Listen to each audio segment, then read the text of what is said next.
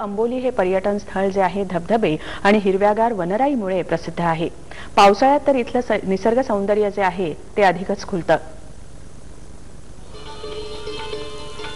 हिरव्या हिरव्या रंगांची झाडी घनदाट सांगू चढवा दिसतो कसो आंबोलीचो घाट। यावेळी आंबोलीकडे निघताना अगदी सहज ओठांवर येतात।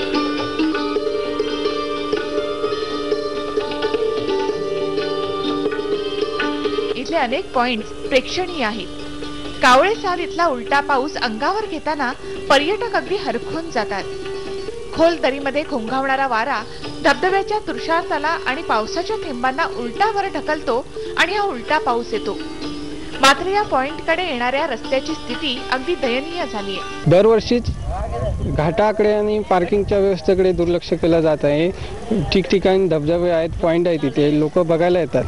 पर्यटन जिल्हा म्हणून इथे अनेक पर्यटक येऊन जातात, पण सुविधा व्हावी इथे दुर्लक्ष केलं जात आहे। धबधबा पाहून आता इथे सनसेट पॉइंटवरती आलोय।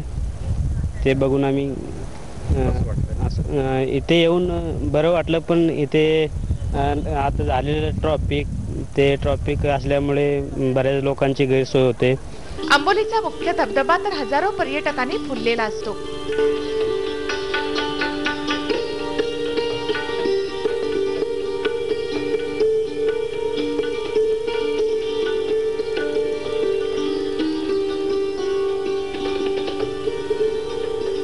अरुंद रस्त्यावर उभ्या राहिलेल्या पर्यटकांमुळे वाहतूक कोलमडते। या ठिकाणी मोठ्या संख्येने येणाऱ्या महिला पर्यटकांसाठी स्वच्छतागृह तसंच चेंजिंग रूम नाही आणि त्यामुळे अनेक महिलांना या धबधब्याचा आनंद लुटता येत नाही।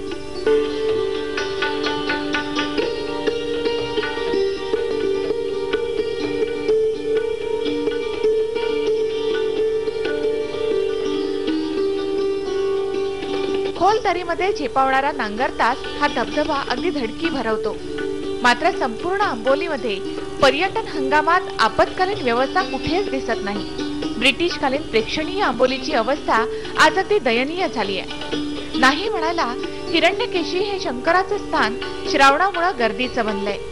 ब्रिटिश काळापासून प्रसिद्ध असलेले आंबोलीचं ठिकाण आता मोठ्या प्रमाणात प्रसिद्धीस येऊ लागलेलं आहे। या ठिकाणी अक्षरशः हजारो पर्यटक इथे येतात, परंतु येथील रस्त्याची आणि घाटाची दुर्दशा पाहिली तर त्यांना इथे आता नकोसं वाटू लागलेलं आहे।